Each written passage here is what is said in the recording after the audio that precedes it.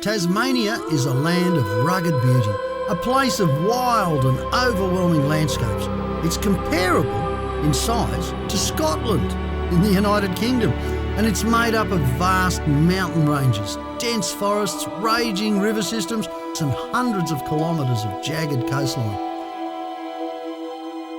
This place is truly magical, and it's home to some of the best four-wheel driving in Australia. I tell you what, it's great to be back.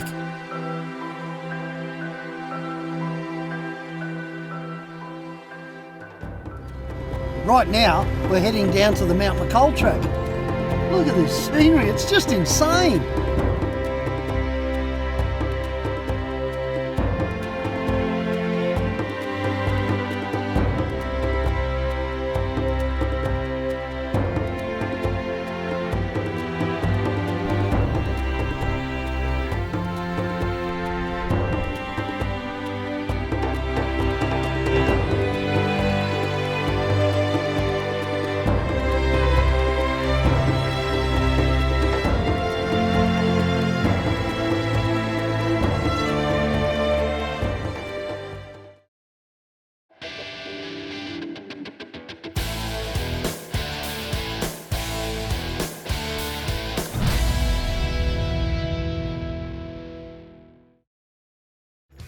Looking for a mad deal on the gear that you're chasing? Like this awning, I've got you covered.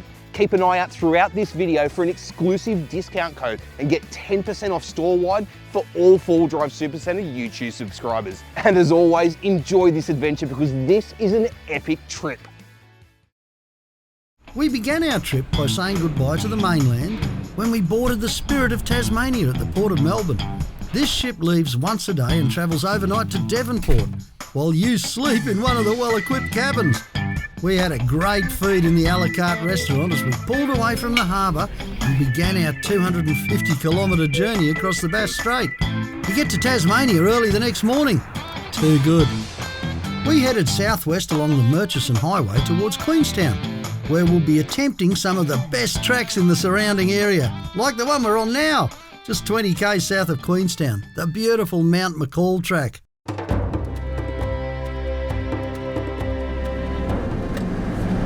Hey Alan, you were born in Queenstown, weren't you?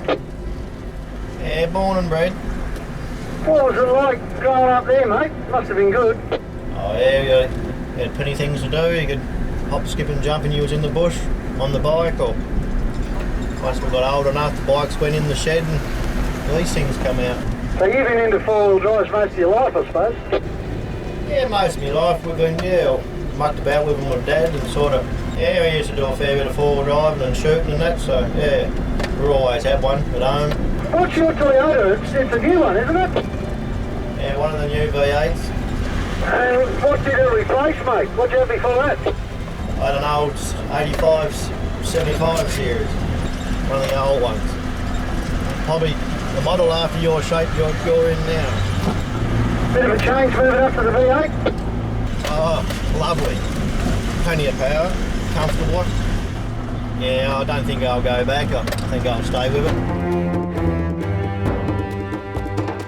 The views along the Mount McColl track are breathtaking, and it really gave us a good look at the area that'll be our playground for the next few days. As we drive along taking in the sights, it's easy to forget that a historical protest was fought just at the end of this track. Down at the bottom of this track is the Franklin River, one of the wildest rivers in the world. The track was punched in when they were going to build a dam down there. Back in 1978, the Tasmanian Hydroelectric Commission announced their intention to build a dam.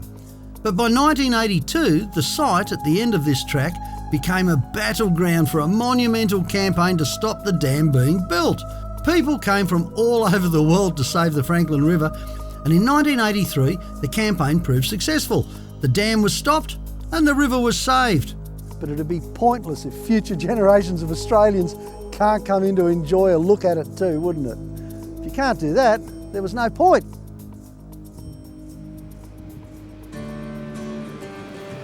The Mount McColl track is a 22-kilometre drive from start to finish, and it's rated as medium difficulty. That's a bit silly, it's pretty easy. But as well as being used for sightseeing, Alan tells me that these days the rafters use this track to access the mighty Franklin River. As the track is in the Tasmanian Wilderness World Heritage Area, before you drive it, authority must be obtained and entry fees paid to the Parks and Wildlife Service office in Queenstown or Strawn. I guess they've got to make their money out of something, haven't they, now that there isn't any electricity to sell? Oh.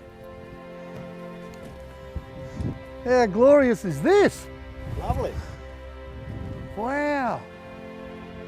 Beautiful. Absolutely. That's the lake we went past? Yeah, that's the one we come past this morning, Rufy. That's unreal. So Queenstown must be just over that ridge. Yeah, over that ridge right behind it. Wow. You know, I noticed on the altimeter that we've gone from like 80 metres to 850, and we've been going like this. We've been going 400, 500, 600 metres at a hit. Just up and down like a yo-yo. It's just magnificent, isn't it? You know, there's two things you're finding increasingly all over Australia, and especially here in Tasmania. One is gates, and the other one is blokes with motor graders coming in and sorting out the tracks. And on this Mount McCall track, we found both. Gates at one end and a beautifully smooth track. Oh well, it's not exactly four-wheel drive action, but look at the scenery. Look at that. That makes it worthwhile for me. What a beautiful bit of Australia. Time to head off. We want to put these vehicles through their paces, so we've managed to convince Alan to show us something a little bit more challenging. On the way, we've got to drive through Alan's hometown of Queenstown. Queenstown's history has long been tied to the mining industry, as the surrounding mountains are rich in minerals such as gold and copper. Since the early 1900s, the minerals have been extracted and smelted right here in Queenstown. The result of this was that the hills surrounding Queenstown were stripped bare of timber to fire the smelters, and the sulphur fumes killed everything else. Well, Queenstown assumed a similar look to the surface of the moon. This led to the town becoming somewhat of a tourist attraction because of this so-called ecological disaster, and it was believed that the fauna wouldn't grow back for thousands of years. Well, look at this. 50 years after these claims were being made, it's pretty easy to see that there's been substantial regrowth. So much so that the locals are concerned it's driving the tourists away. Oh dear, Mother Nature, eh? She's a force you just can't reckon with. 5 k's north of Queenstown, we hit the turn-off for Lake Margaret and head towards our next challenge. Robert, that 76 series of yours, it looks pretty new. Yeah, she's a brand new one, Ruthie. She's got, I'm just looking down at the speedo here, she's got 1,468 kilometres on it. You dressed it up in a big hurry, obviously. Yeah, I was a bit towy, brand new car. I actually didn't even want it to get dirty. Well, suppose we could try really hard not to get it dirty. I'll tell you what, it'll be the first time in the history of this magazine. From that moment on, Robert became known as No Lockers Bob. But joking aside, he really wasn't keen on getting that new truck of his dirty. And to be honest, I don't blame him.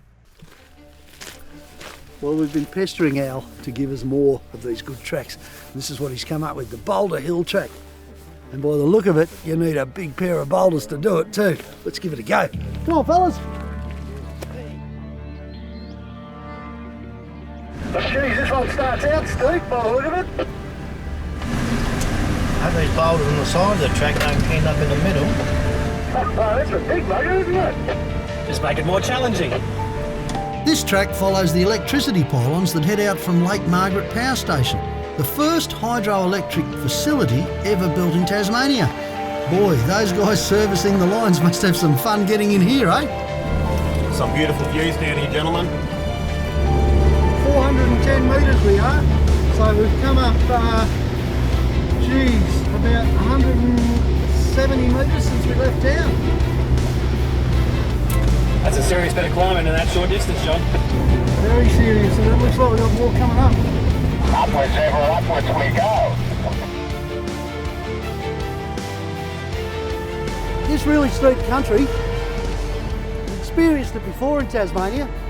It's really steep and it's loose, you know. So a bit of momentum, that helps no end. Traction control can work. Nothing beats a locker, especially a rear locker. That's where the weight's being transferred. And it's the rear locker that's getting Milo up here because it hasn't got the power that the V8s have got. It's a bit loose here too. And that's where the locker comes in, straight away. As soon as it gets loose, truck starts hopping around a bit. You're not going to get traction anywhere without a locker.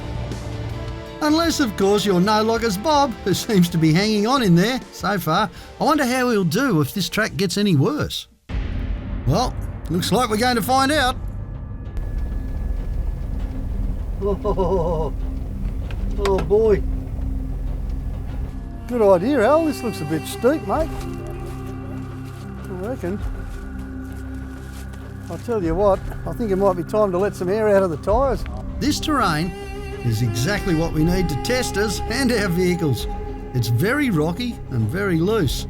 There's plenty of potential diff bangers in there, and the loose stuff could easily send you sliding off the side. Man's got to have a bit of mountain goat in him to live in Tasmania, I reckon. Truth. For added traction, we're going to drop our tyres down to about 16 psi and get those tyres hugging the ground as much as they can. Really helps in the loose stuff. Jack doesn't like air, do you, mate? I wonder how no lockers Bob's feeling right now. He's a bit quiet back there. Here we go again. Alan's up first in that big V8. Let's see what he's got. Oh, way to go, Al, he's floored it. There I was thinking it was a bit of a light foot. Oh, lots of mumbo down the bottom. I like your style.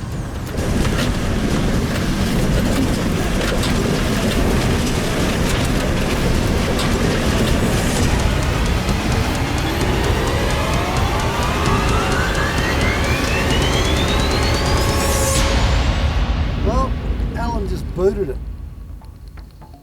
And he's got nearly all the way to the top with very little problems. Well, that was a bit interesting there, Ruth. Yeah. But yeah, I'm nearly out of your way now. Okay, I'm right behind you. Off I go.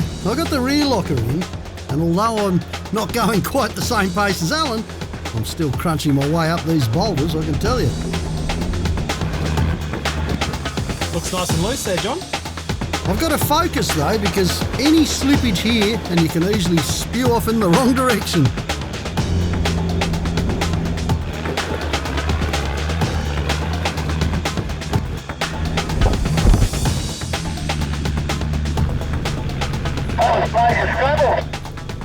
Certainly look like it from here. Excuse me. You're excused. Coming up. As Dave's turn in the patrol now, Dave has this way of making things look easy, and this is pretty typical too. He gives it the berries, gets up a bit more pace, and then lets off a little bit and cruises to the top. Not a bad thing, those GUs, just don't tell anyone. It's a wild ride up there, brothers. Let's go. Let's give this 80 series a crack, bro. Flat out. Well, within reason anyway. Gleno's 80 series has got some serious grunt. This should be a piece of cake. Rear locker in. Rear locker, check. Having Grover on one side sort of keeps the truck nicely balanced. This is loose, isn't it? It is. This 80 really is a weapon. Glen only finished it the night before he left too. Very sloppy and choppy back there, so. Great traction. Yeah, old turbo whistling away. Beautiful. Too easy. Good on you, Glenn. Well done, guys.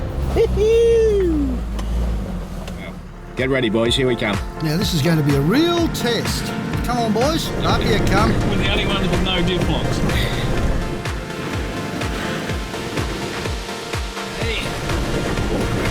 No lockers Bob is flying up that track, sending boulders in all directions. Get out of the way of this big drop here. Oh, good on you, Robert. Great driving, mate. No traction control, no lockers, just lots of mumbo. Up we go. I hope I didn't scratch my car. Lockers. Yak yak ahoy! we've got's a short drive up until we crest the hill. We have climbed another 100 odd metres since I last told you how far up we were. Gee, it's nice up here. The view is just out of this world. Ah, Tasmania. Hey, I reckon you can see what they call it, Boulder Hill, eh? I think that's because you're going to have big boulders to handle it, boys. Yeah, I reckon she's more than a berry hill. It's funny looking rock too. It's a real conglomerate, you know. It looks sort of like God's concrete or something. Bit of snow off to our right at about 2 o'clock. Oh, yuck. The saving grace with that snow, I think, is that it'll be inaccessible to us. 28 snow. Don't want to go and do a snow angel, Donny, eh? No, anything but, Grover. Anything but. Don't worry, Don. Just sit back, relax and soak up this wonderful landscape. I reckon it's time to find a camp.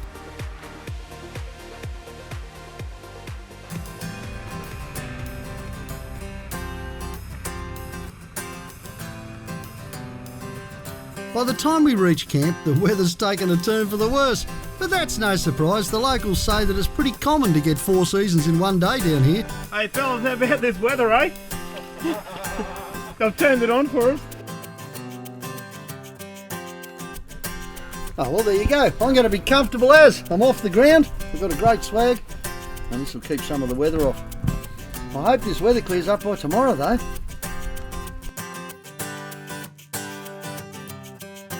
Hello, yeah. No, I'm not drunk, it's a sat phone. We're definitely going to need a roaring fire tonight. It's pretty cold already. It's at least a 4-dog night, I reckon. I can only imagine what it's going to be like after nightfall. While the boys get the fire going, I'm going to have to sort out a few things. There's no rest for the wicked, is there?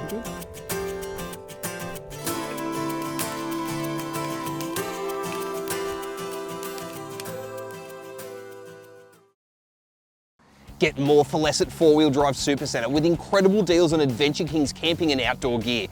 Take your camping experience to the next level with the amazing Grand Tourer Mark III aluminium rooftop tent, the rooftop tent that practically sets itself up. King's portable gazebos are built ultra strong with a tough steel frame, are easy to set up even by yourself and are available in multiple sizes for the campsite or the job site. The incredible new 270-degree freestanding awning can be set up in just 40 seconds and wraps around the side and the back of your car for incredible amounts of shelter. Hit the water on a King's inflatable stand-up paddleboard for an insane amount of fun at the beach, the river or the dam. But warning, it's highly addictive. Plus there's fridges, solar panels and more to make every adventure incredible. At 4-Wheel Drive Supacentre, you get more for less.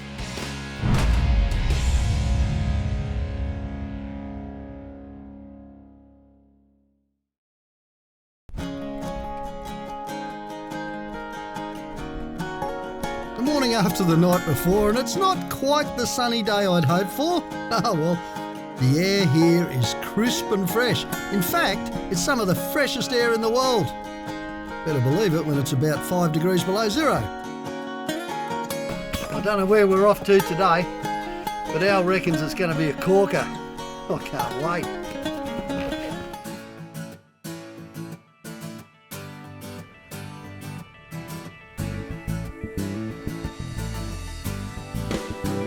A short distance out of Queenstown and we've got to one of Alan's favourite tracks.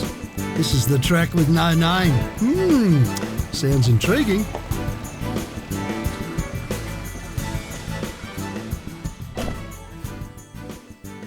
Oh wow, this is more like it, mate. Yeah, this will be a challenge for you, Rufy. I reckon. Well, I asked for it. You've delivered it by the look of it.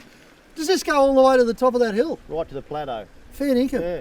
Far out. There's a bit of climbing involved. What do we expect? I mean, I can see it's pretty tough at the bottom here. Oh, we should get washouts, Yeah. probably rear lockers, Rear lockers? yeah, step ups. Far That out. should be good. This is going to be great. Oh, good challenge. Good on you, mate. Rightio. Come on, let's go and do it. Let's go, guys. Man up. Beautiful. Man, if this goes right to the top, this is going to be a steep little challenge, man. This rain cloud's coming over the top's a bit of a worry though. Might just add to it, we'll have the odd waterfall to ford. No lockers, Bob, so bring it on. I don't know, mate. I'll tell you what, you've got to be game as Ned Kelly to try this one without lockers. Mate, there's a few tricky bits coming up. I can see it here. Yeah, a bit of water on the track might be a bit greasy. Oh, mate, there's waterfalls happening up here. Hey, I don't think there's a lot holding that grass in on the side either, guys. She's an awful long way down on that. Very careful wheel placement, fellas. One little slip and bingo, straight over the side by the look of it. Yeah, we're getting into a bit of angle stuff, aren't we? We're really climbing now. Hand throttles in a diesel are everything on a hill like this, because you can set your revs and maintain a consistency of progress, so your wheels aren't jerking and spinning and carrying on.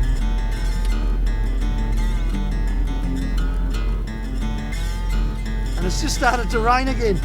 So what we thought was really slippery just became really, really slippery.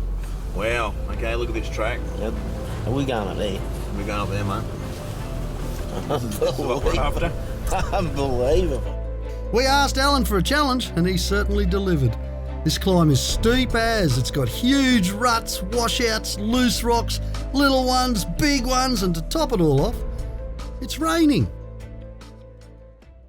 Alan's up first. There's a variety of lines to choose from on this section. It's so chopped up that it's kind of hard to choose the best line, especially under the pressure of trying to keep up the momentum at the same time.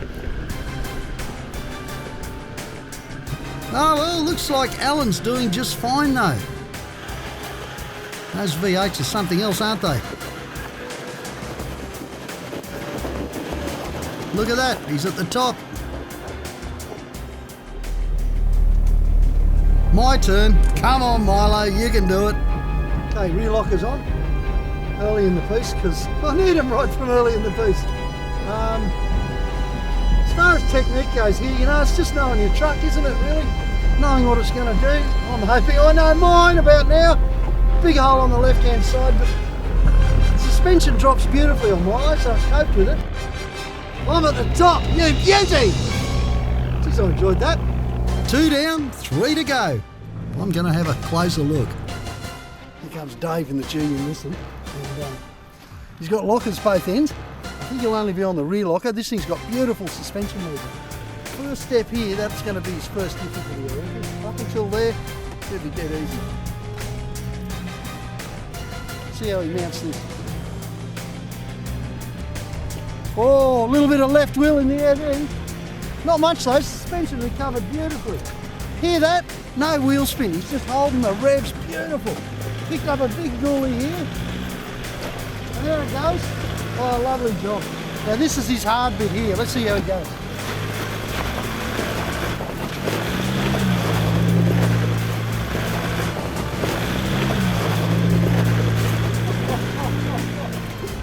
Oh, well, he took a different line to the rest of us so far. Picked it up beautifully, no worries at all. Looking from here, looks like it's going to be a dead set beauty. That's the sheet cliff face virtually. So far, so good. Same technique, steady throttle all the way. Makes all the difference. Camera right there in the middle. I hope he goes over it. Let's see what happens here. Oh, he's taking a whole different line. Gone right over to the right-hand side. And done it. Beautiful job. Here comes Robert in the 76. Now, everyone else has got lockers, but Robert got his truck prepared so quickly they didn't have a chance to put lockers in. So this is the unlocked run on what should be a locked hill. It's going to be really interesting. The guys have flattened it a little bit, but let's see what he does and which way he goes. Oh, did you see that right wheel in the air quite a bit? Didn't make any difference. Weight transfer kept it going. Everyone else with diff lockers, us without, we will do this. This is going to be good, this second bump. Car's working beautiful, isn't it? You'd think it had traction control the way it goes. Look at that. To the right, yes. Oh, look at that. Oh, well done, There we go, mate. mate. Champion run. Oh, Nice work. Champion. well done, mate.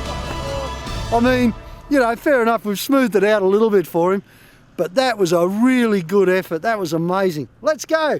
Move it on, guys.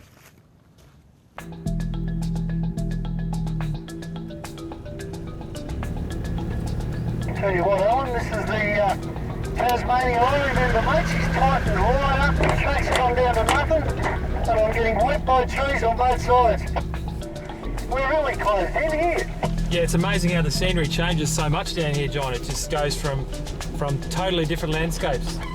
Yeah, she's changed from that bit of a rocky bit we've just come up, and now we're only getting beaten to death. See how squishy it gets too, you know, like with all the old leaves and everything else on the track. It's just like driving on a big sponge. Don't know what we got up ahead here. Looks a bit interesting. Oh, far out. This looks like fun in front, by the look of things. Steep fun. Well, I've never seen anything quite like this. A section of track that looks more like a waterfall. Hey, look at that. This is going to be a challenge. This is going to be good. Looks like a clay surface there, so we might get a bit of slip and sliding. I think we better have a look, bud, because if the first bit's like this, it might get really bad. I might use my front one in this. Wow. This just reeks of four-wheel drive action, doesn't it? I'm going to go and have a good look. That's the approach angle from hell, isn't it? Hey, look at this. Somebody's underpants. Only in Tasmania you can drive a full drive up a waterfall. That's running. Well, let's go and have a look, see what she's like. Yeah, once we get to... There are two major step-ups on this section. It's almost vertical and there's water literally cascading down it. Once you get over these two, the rest is not too bad. But it's that one there is going to be the killer. It'll be a shove. Alan, how about I try and bring Milo up here first, and then we'll see what we need. And then we can always use Milo as a bit of an anchor up that end. The other alternative, if you want to bring your truck up first, I'm just thinking you got more paint to lose than me, that's all. I'd rather you lose your paint than I lose mine. To even think about getting up this first step, we're going to have to pack in some extra rock. Otherwise the front bar won't even clear the top of the step. Not too many tricks here, other than we're setting up first. We've got the tree trunk protector, we've got the winch extension strap, we've got everything reasonably in place and the winch ready to go, and I've checked it to make sure it's working. Why? Because if we get on a real bad angle there, the only thing holding Milo back from going backwards will be the winch. I want to get out and hurry. Boy, this is exciting. Oh, I thought we were going to miss out. Whoa! Here I go. You know, you want a driving tip? I'll give you one. Stay focused at times like this. Otherwise, in this case, I could be rolling all the way back to Queenstown.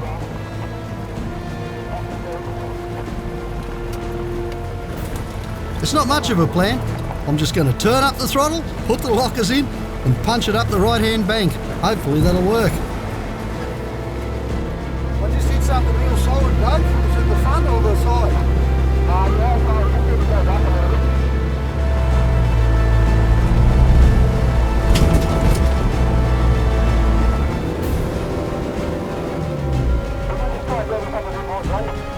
Mate, I'm building something real hard. What I want to do is drive it on the rear end and slide the back to the left. Would that clear that rock?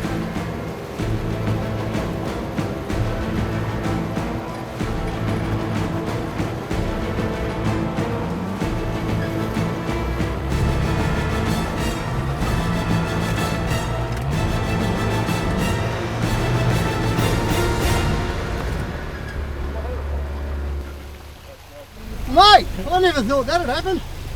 Pretty good, eh? Wild ride. It's wild inside here, I tell you. Far out. Dave's bringing the patrol up. My issue, partly, apart from stupidity, was wheelbase. Milo was just the wrong length. Patrol's longer. He's a great driver. These are just excuses in case he drives straight up it. Let's see what happens. It's a nice straight GU, Dave. Take it easy. He's very good on the wheel. He thinks about it. He takes his time. Good on you, Dave.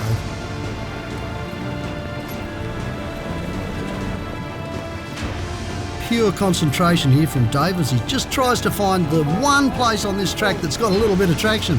Bit hard when you're driving up a waterfall.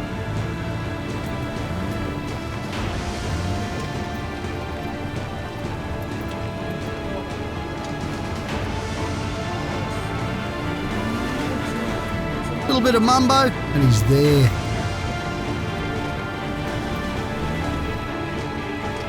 You know, for a bloke who's having a lot of fun, you're sure looking serious about it there, Dave.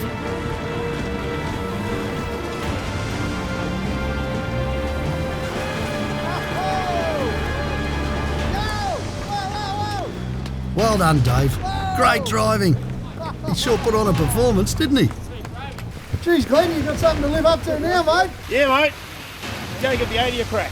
Now, Glenn's bringing up the 80. He's got all the power in the world. He's got lockers both ends. He's got coils all around. But this is the first time this truck has ever done anything like that.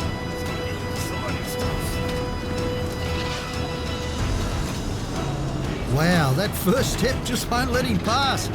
Give it the berries, Gleno.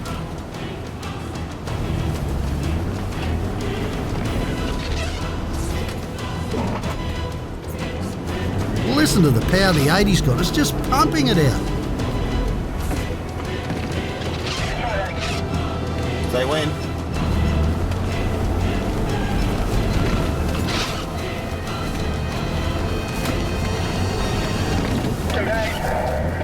Now the second step's got hold of him. Gee, that thing's a beast. Listen to it roaring. Wow, those roof system pipes sound unreal. Glenn's got to be careful with that power because he knows it can work against him and flip the 80 backwards. But if anyone knows how to handle lots of grunt, that's why mate Glenn had.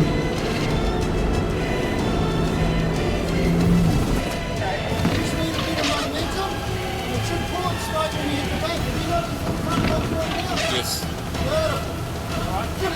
Everyone out of the way?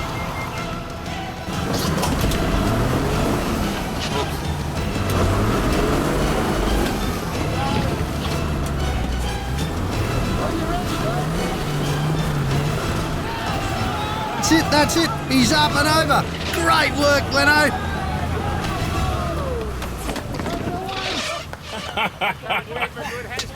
Wow. How good was that, eh? That was good fun. That was good fun. That's what we come here for. That was good. Wow, that was a huge effort. But I'm going to call it now because we've got a big problem here. We keep doing this with all this water coming down here, we're going to wreck the track. And you know, we'd be winching probably for the 76. I'd say the 79 to make it up, but we're going to wreck it. And you know what? It's going to be very exciting coming back down here too. We're just crazy, just a little bit. Tassie, unreal! I'm desperate to get up to the top, and I know Glenn and Dave are too, because we want to see what's up the top. The view is supposed to be spectacular. So it's not that far, we're going to give it a go. Apparently, knowledge has it that was the worst part of the track. So whilst this is fairly tricky, it's not that bad. So we'll get on up there and have a look.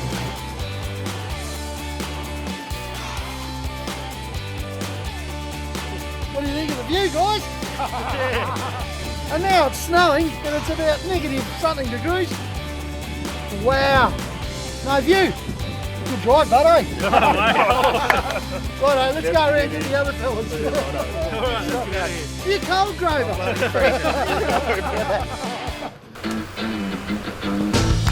Holy dooly.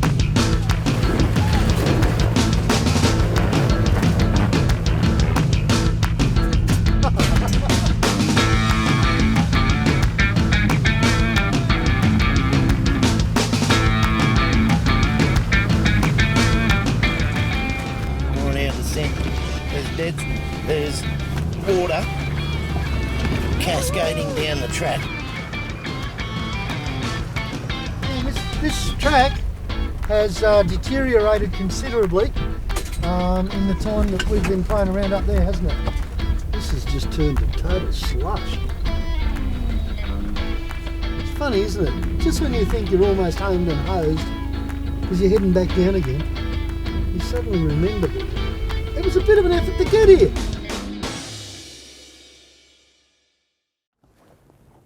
Lots of lamb, and another beer. This is necessary because we're going to have a go at the killer casserole. Another reader send in. I reckon it'll be a beauty too. And this time is going to Reggie Firth from Cairns. He calls it a killer casserole. Let's go. Now, he said that it works really well with beef, lamb or kangaroo. Well, I haven't hit anything all day, so we better make it lamb. There we go. I must admit, I've really been enjoying cooking other people's recipes. And the ones I'm picking are the ones that are nothing like the sort of stuff I would cook, you know. First step is to get all this lamb nicely browned up. This is, after all, a casserole, and this is where the flavour comes in. Righto. Once the lamb's all nice and brown, Killer's got 3 killer ingredients that have to go in. One is onions. The second one is carrots. Now, these things are just chopped to a stew-like consistency. And here's the one that I never use. And maybe I should, because it's really good in stews. This is a sweet potato. Look at that. Wow, okay. I reckon if I'd have put all of that in, it wouldn't have fitted in my pot, but it will reduce, so we'll get to that. Just give it a bit of a stir. Okay, so a few more ingredients. Fruit of the forest jam. Now, Reggie reckons a couple of tablespoons full. He also said to add some water, a couple of cups thereof. Oh yeah, that's getting on for it, eh? And sugar, brown sugar, because brown sugar is like a glazing agent in a casserole. Another magic ingredient, beef and red wine casserole. Reggie only said 1 packet, so we'll do the right thing and we'll just add 1 packet. There we go. I'm going to add a little bit of salt and a little bit of pepper. And the really crucial ingredient is the port. Reggie said put in about half a cup. You reckon that's half a cup? It's getting a bit hard to stir, isn't it? It's because we've got so much in the pot. Oh, I tell you what, this is starting to smell all right too. There we go. We'll get that going. Okay, I'll just pop the lid on. There we go, it's all good. Here we go. We'll go and put it in the fire. Reg reckons 20 minutes.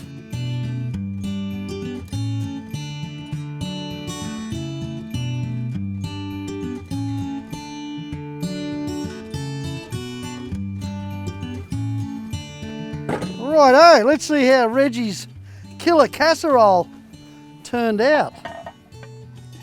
Whoa, that's a bit hot. Oh, it's looking good.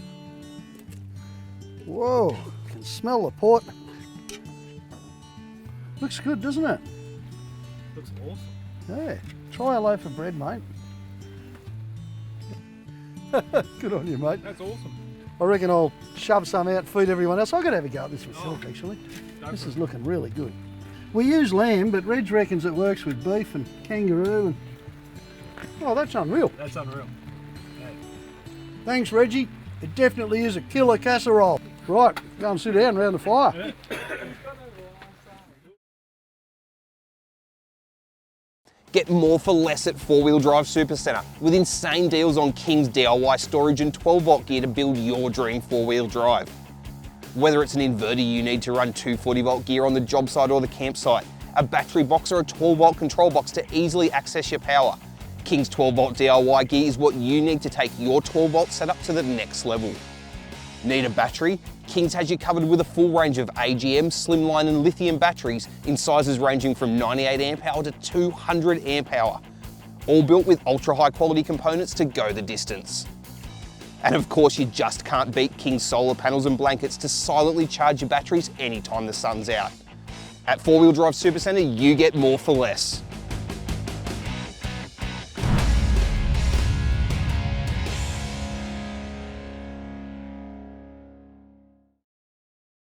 It's a beautiful sunny morning here in Queenstown and we're heading out. I've got a bit of a surprise for No Lockers Bob though. You see, his 76 wagon is still way too clean as far as I'm concerned, so I've secretly arranged to meet an old friend of his called Sam, who happens to have a reputation for getting into mud, into serious mud. I wonder if they'll still be friends after today. Come on guys, let's grab a coffee, eh? You don't have to say good day, do you? Oh, good on you, Sam. Excellent, mate. Well, you've seen Robert's truck parked out here. Yep. Sparkling clean, isn't it? Way too clean. What do you got in mind for him? Up and down hills, muddy holes, clay, some black sand and different bits and pieces all mixed in, but some bigger ones that'll definitely make that change colour. Good man. No worries. Let's go. Okay. With Sam giving me directions, we're heading west, out of Zion and towards the coast.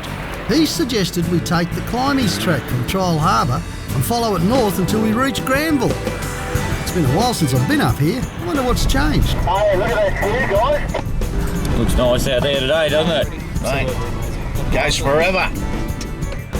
Unreal, and we're straight into it too. Look at this. Oh, a few little washaways and ruts. I hate ruts. I can do anything, but I hate ruts. I can do rocks, I can do mud, I can do clay.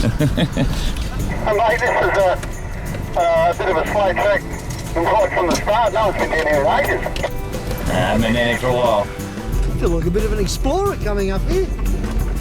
No tyre tracks. It's like being the first through at the Cape or something. We're going to drop our tyres down here. About 16 PSI, I reckon. Maximum traction's required when the country's like this.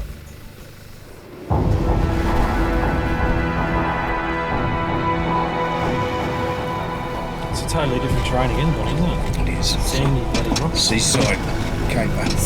The seaside capers. Yeah. Not a bloody tree in sight. All this scrappy little brush stuff. Awesome. Whoa, I don't like the look of this bridge up here. Yeah, the bridge isn't very flashy at all, but it's an easy way to go around it. Oh yeah, gotcha.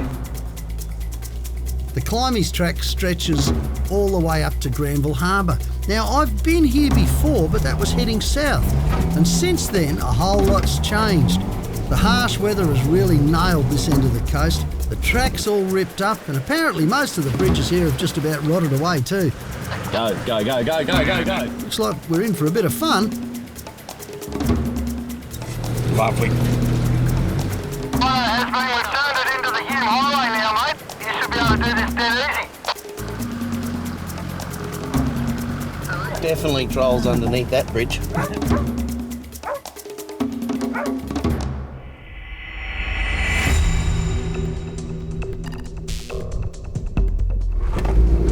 We've got an awful lot of rocks here, and the fill that would normally be between the rocks has been washed away, so she's a little bit on the rough side. Oh, and here comes the best of it right now. Now, when you approach something like this, really it's all about looking ahead. You want to clear those pumpkins, and that's what I'm going to try and do here.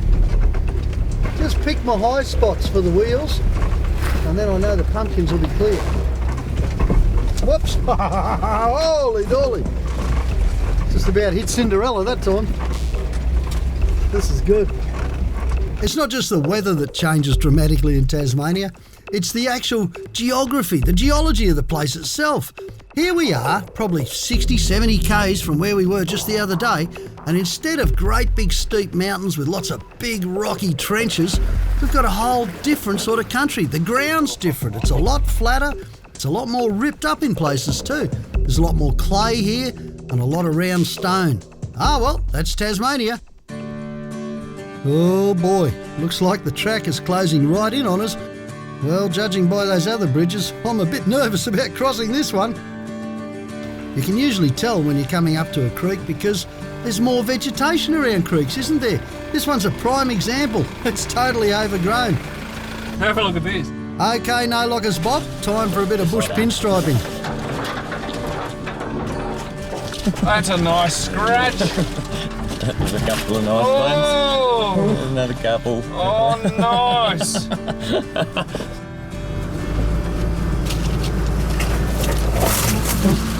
Oh, that was a bush pinstripe. Well, hello, we've got something interesting coming up ahead here too. Finally, we got some water. Nice. 20-metre water crossing, Dave. Maybe 30 metres. Looks nice and clean, but I'll try and colour it up a bit. This kind of stuff can be really boggy down on the bottom, so it's best to keep up some momentum and hope for the best. With something like this, your best bet is to put the rear locker in if you've got one and give it a few berries. The momentum will get you through. Here we go. We're in it now.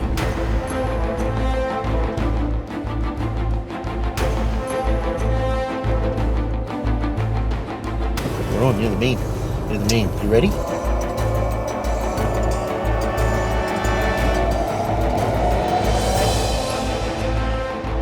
This track is throwing all sorts of challenges at us. Sam was right.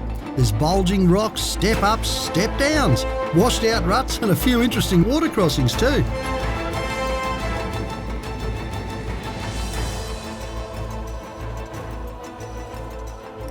It's late in the day. We've got about 10 k's to go to Granville. There's a monster storm blowing up here on the west coast. And what do we got? Peat. This stuff is soft and soggy and just like quicksand, and we've got no other way to go except through it. I've already strapped up Milo on the back. Two ideas there. One is if I get through, I can pull the other guys through. If I don't, they can pull me back out. Well, I hope it works. There's only one way to find out, isn't there? Let's give it a go.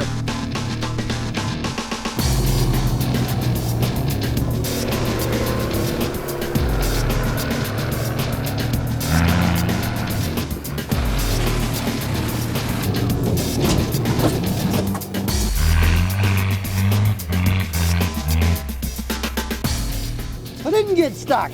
That's amazing. Jeez, it stinks, that bog. Or is that you, dog? Well, Robert saw what happened to me, so he's not feeling too confident. He's getting the recovery gear ready before he attempts to drive it. Now that's a great idea because this peat bog is stinky, horrible stuff. You don't want to be kneeling in it, I'll tell you. Come on, Robert. Give it the berries. Let's go get the big girl dirty. Here we go. Drop in.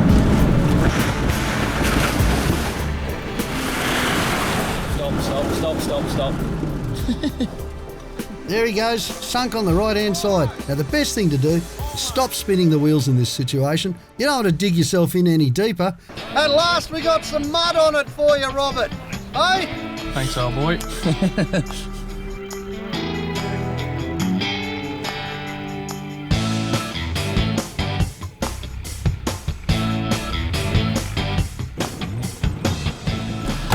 So we can get out of here in one go.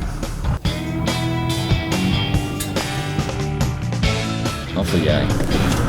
All he needs is a bit of a gentle pull and he'll be out. Bang, look at that. He does it. We're out. Yeah, beautiful work. Who's next? Big Dave. Here comes Dave. With a bit of fancy wheel placement to straddle the muck, Dave makes it look easy. No wonder Robert got stuck. His tyre came away from the bead and he lost way too much pressure. Ah well, bit of a clean up and a good compressor and we'll be right. Leno's turn. He's watched what Dave did and he came through no problems. And Alan does the same. Good stuff. We're through the peat bog.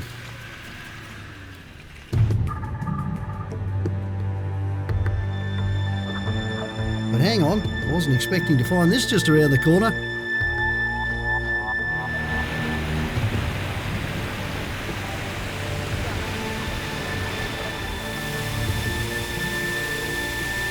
Well, get a load of this. That has really changed. It's all been washed away. It's all steps. And we got a fall all the way to South Africa right there on the side.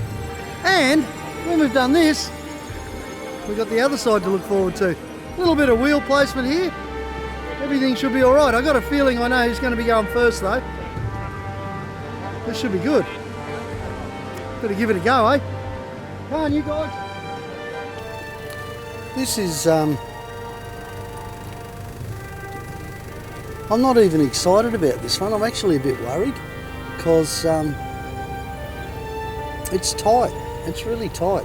And it's not like if you miss it, you take a little tumble and go sideways or something, you know? You just bang straight over the edge. Crunch. Yeah, this is big. Anyway, if I can do it, the other guys probably can, so we'll give it a go. Here I come.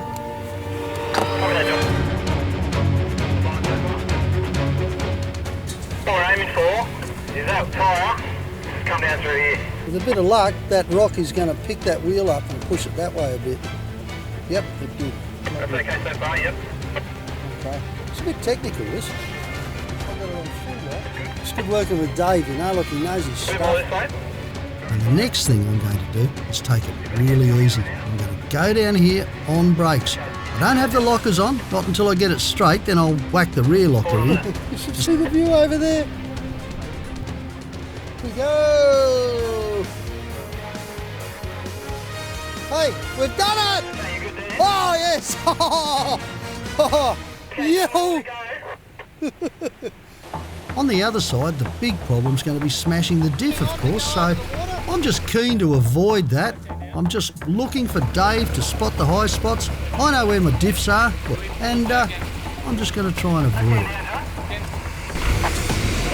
Bit more. Yep. Bit more. Yep. Keep coming. Keep coming. Perfect.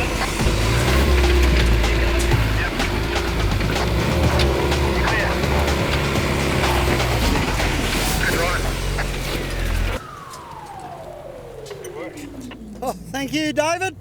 Check's in the mail. Beautiful job, mate. Might just go and change my underpants. You didn't even notice that, did you, you stupid dog? You're that close to death. That's one of the silliest things we've ever done. Let's go and see if the other blokes are stupid too.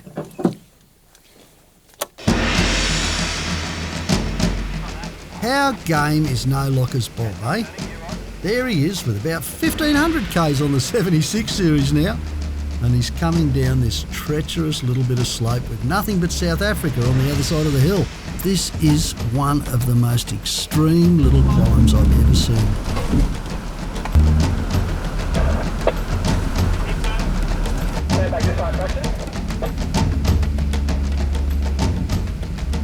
There's quite a bit of water flowing through here at the moment, what with all the rain we've been having up the hill. With the tyres let down, he's getting good traction on this rock, and that's what's helping him along. Keep going. That's as hard as I can turn it. Come moving forward. That's it, perfect line. Now straighten up a bit.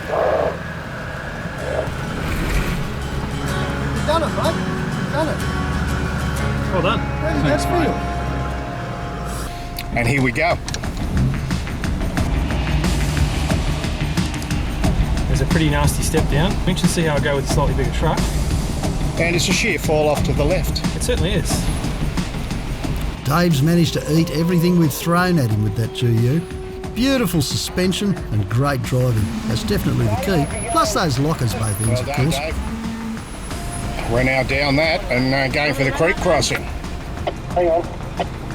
A life-threatening moment, Dave. But we have to wait till we get the perfect shot. His truck's just a little bit longer than mine and Robert's, so he's got to think slightly differently in terms of wheel placement. But he's had the advantage of seeing us go through too, so, you know. Well, we're feeling pretty chuffed, so well done, Dave. We got there. Let's go, guys. Let's go, Hasbeen. Here's the cliff on the left-hand side. We're not talking about that bit, mate. We're not going there. No. Well, this is one hairy bit, mate. This is a hairy bit. Your line's spot on, Glenn. You're safe now. At least once you get this far, you know there's no turning back. See that high point there, Glenn? Left hand down. You need to go like this. Having seen what the rest of us have done, Has-been figures he's got it pretty much chewed up. But I'll tell you what, you can see from the look on Grover's face it's not that easy. It really isn't. This is one of those places where one tiny little slip in your history. But Gleno's taking my instructions. I've seen these trucks through a few times now, and I'm well aware of what he can do. Actually, the truck felt really good. Really good, really stable through that, didn't it? Yeah. Here comes Alan in the 79. Now, he's not frightened of this track, but he hasn't been here for a while. And even he said, boy, has it changed over the last couple of years. I think what's happened here is that the West Coast storms have just blown all the surface away. Because I came through here at one stage not that long ago, and it was quite a decent track. You're over it? That's your will.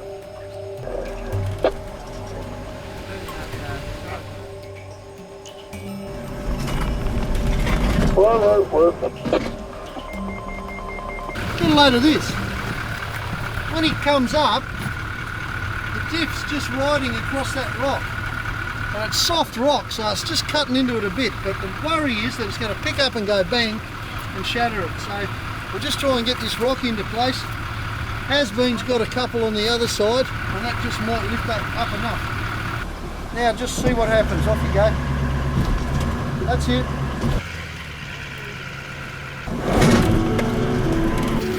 No, you're away, just steer.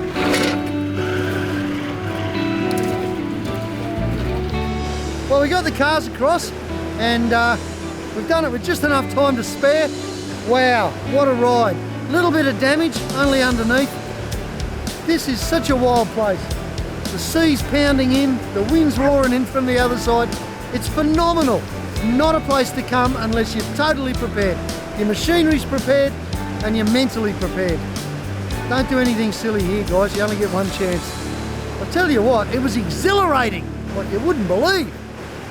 Well, that last little obstacle sure knocked out some serious time, and we've still got about 10 or 15 k's to go before we get to Granville.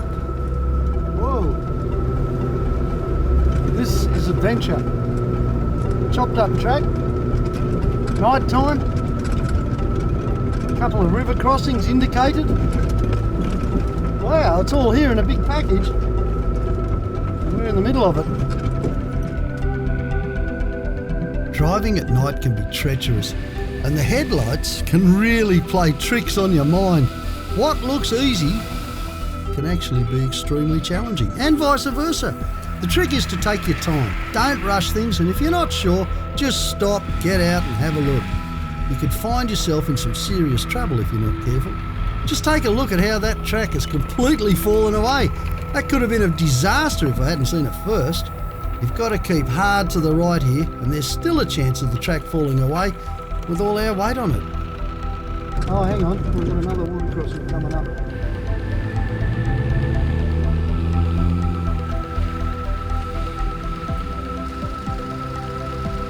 I'm glad I took a look at this bridge before trying to cross it. This bridge is just wasted. I think I might try that other way. Going around didn't present any problems for Milo, but it did feel a little bit spongy underneath.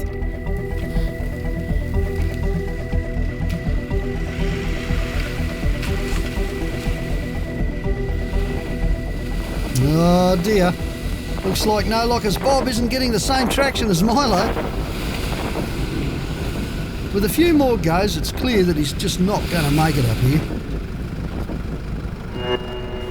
We need a winch up or a snatch up. So, thanks to the TJM Ox winch, which has been working its little heart out this last few weeks, I can tell you, we're going to haul the 76 up that hill. And one of the best things about using rope on a winch like this is that you don't need gloves. Just whack straight in there and do it. Same rules apply for getting out of the road though. I'm on the megaphone. The radios are all dead.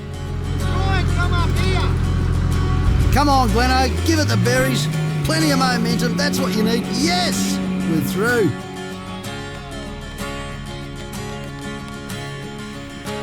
Get up it!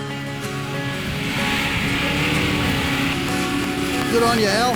Done well, mate. Get out of the road, you silly dog.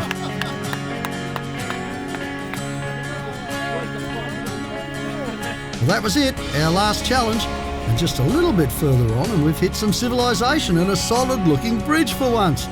We've made it to Granville at last. Fantastic.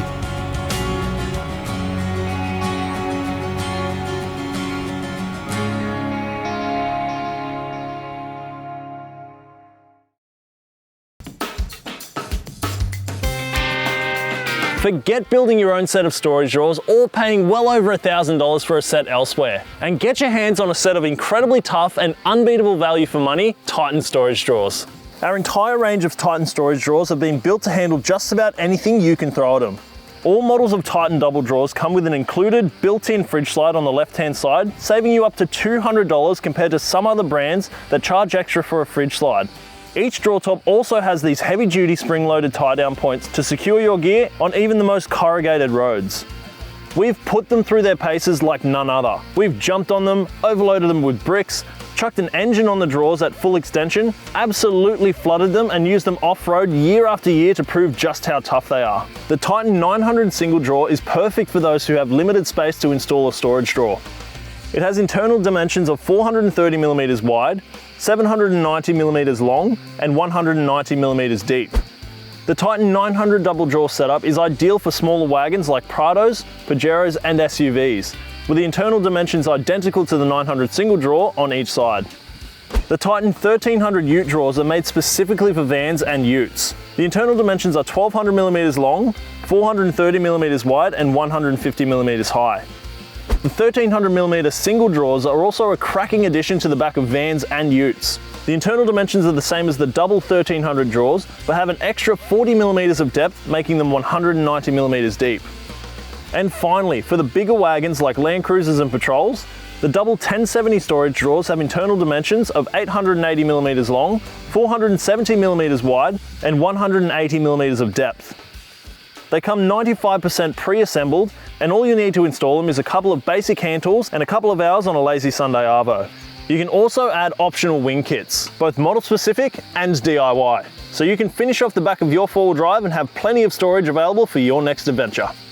Take your setup to the next level with the incredibly tough and unbeatable value for money Titan storage drawers.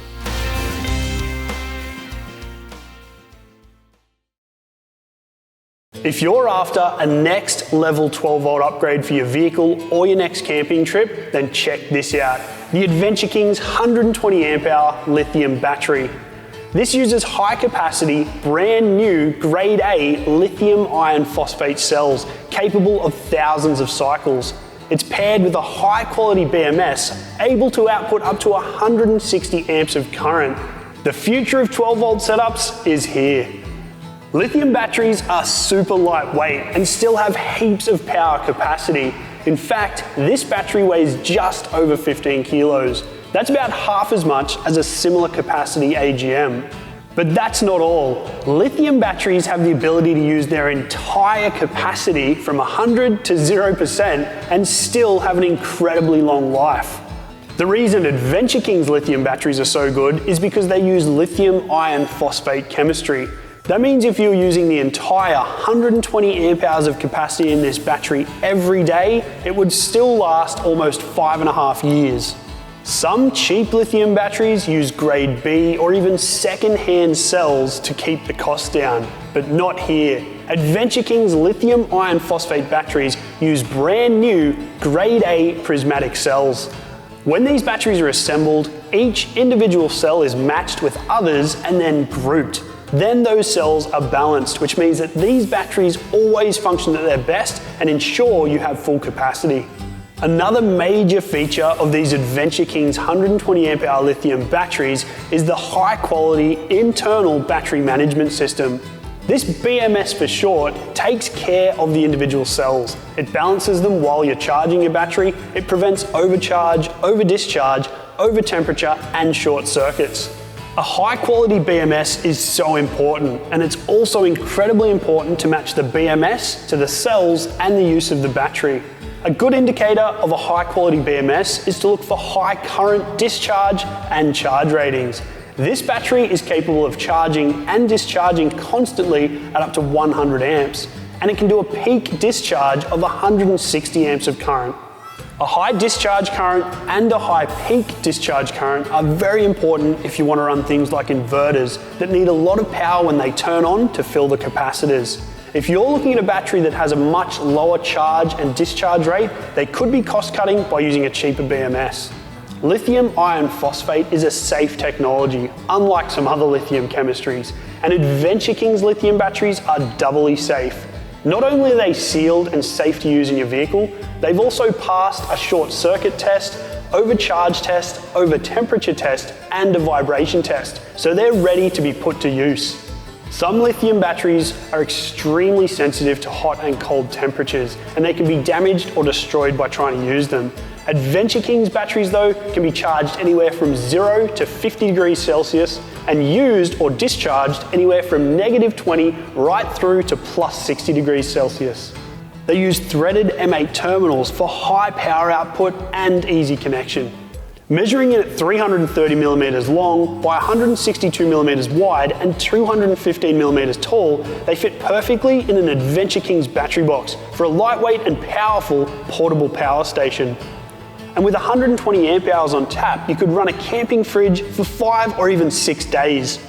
Or you can permanently install them in your vehicle for a next level, super powerful setup that barely weighs anything. And for that reason, they're perfect for your four-wheel drive, motorhome, caravan, or camper trailer, where you need to be concerned about GVM and GCM limits.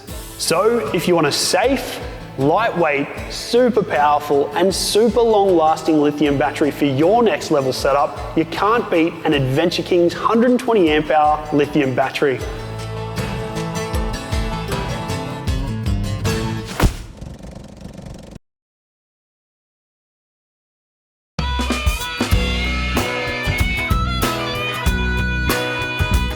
Introducing the incredible Adventure King's Premium Camp Oven Stove. Your new best mate for delicious barbecue or campfire cooking and warm, cozy fires whether you're at home in your backyard or at your favorite campsite. Let me show you all the things that I absolutely love about it, and I'm sure you're gonna love too. This amazing bit of gear has been designed right here in Australia, and it combines a camping stove and a portable barbecue into one. It can run off multiple fuel sources: wood, heat beads, charcoal, briquettes, and more. When it's time to cook up a feast, you can fit 2 large pots or pans on this huge flat cooktop surface that measures in at 520mm long by 300mm wide. That's enough space to cook up a feast for the entire family. And because it runs on wood or heat beads, you can leave the gas bottle behind, one less thing to pack. And when you want a beautiful roaring campfire, use the included hook tool to simply lift the 2-piece lid off completely and just add in some more firewood. The raised and closed design means you won't risk scorching your grass, your deck, or even your driveway. And you'll be able to use it for a beautiful warm fire at campsites that don't allow open ground fires. Plus, your firewood lasts longer because you're closer to the heat. Now that's cozy. The enclosed design means it's super efficient, and you can make the most of your fuel by directing the heat exactly where you want it. You can even adjust the temperature of your fire by varying the airflow. With these sliding vents on the side, a 2-piece removable lid on top, and an adjustable flue, you're always in control. Remove the entire lid for an open fire, or just this circular inner piece if you need extra heat for cooking, like searing steaks to finish them off. And this up here, now that is a real game changer. A chimney that extends over 2.4 meters off the ground to direct smoke away from your campsite for smoke-free campfires. You can even position the premium camp oven stove under your awning, your gazebo, or your shed for maximum warmth. And the angular offset chimney piece allows smoke to funnel away rather than getting trapped underneath. There's even a spark arrestor on top for good measure. There are so many more things to absolutely love about the King's Premium Camp Oven Stove. It's been designed to be super sturdy with these 4 large legs that extend the footprint a foot wider in both directions for excellent stability. The legs simply screw into the bottom like this, and you can remove the middle piece for a lower fire. This huge access door swings open with the included hook tool to allow you to easily refill the Premium Camp Oven Stove as required. Inside, you've got this fuel rack that keeps your wood or your charcoal up off the floor, maximising airflow and preventing wasted heat. It's a breeze to transport, set up and pack down too, with no tools required. Each of the 4 2-piece legs simply screw together and the chimney pieces pack into each other, with everything fitting into the main body of the Premium Camp Oven Stove for simple transport. Make sure you don't miss the incredible genuine cooking accessories available too, like a proper wood-fired meat smoker and a clever barbecue hot plate set to really take your camp cooking to the next level. And a stainless steel water boiler too. Whether I'm at home in my backyard or out camping with family, my mates, or even by myself, I absolutely love my Adventure Kings premium camp oven stove. It's a portable fire pit, it's a wood or charcoal barbecue, and it's the centerpiece of every backyard get-together or camping adventure, and I know you're gonna love yours too.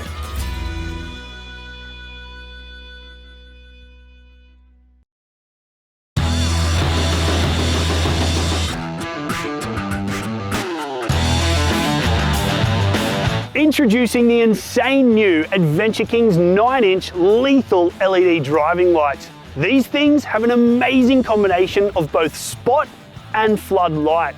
They have 21,840 lab-proven effective lumens per pair.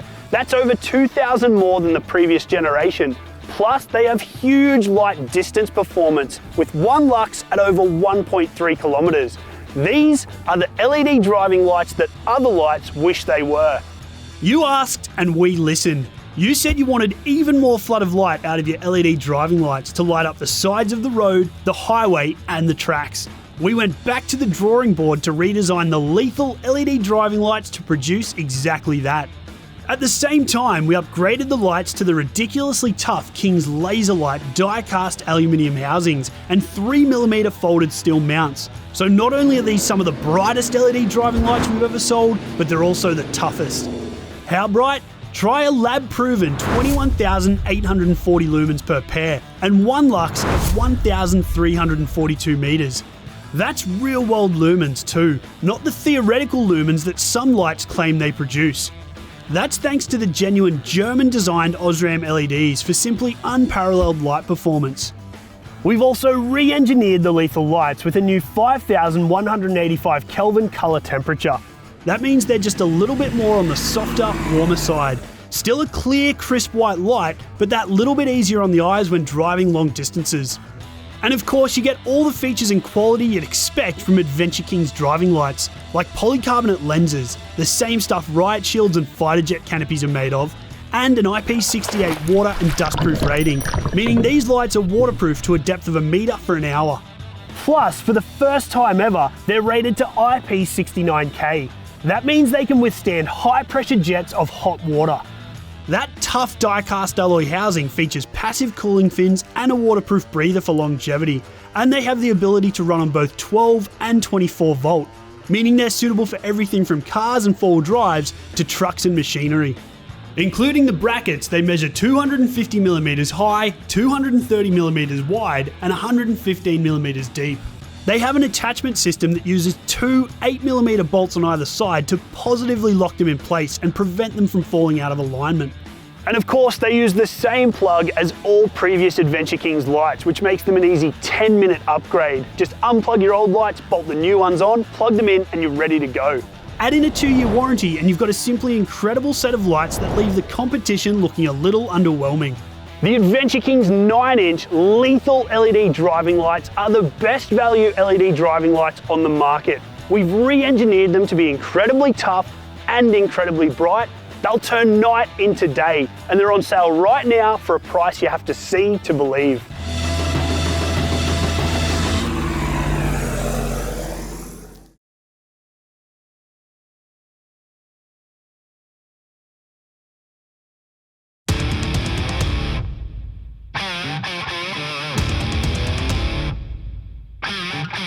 You asked and we've listened. The incredible MT1 Go Anywhere camper trailer has just received an ATM upgrade to 2 tons. All new Adventure Kings MT1 camper trailers will now come with the new upgraded 2-ton ATM. But don't worry if you already own an MT1, because a retrofit upgrade kit is available too. The MT1 is already an ultra tough trailer with a one-piece 150x50mm chassis that extends right from the drawbar all the way to the back of the trailer. Now it's even tougher with upgraded suspension, bearings, brakes and wheels to bring it up to a 2-ton ATM. The brakes are upgraded from 10-inch to 12-inch electric brakes. The alloy rims are now rated to 2-ton ATM.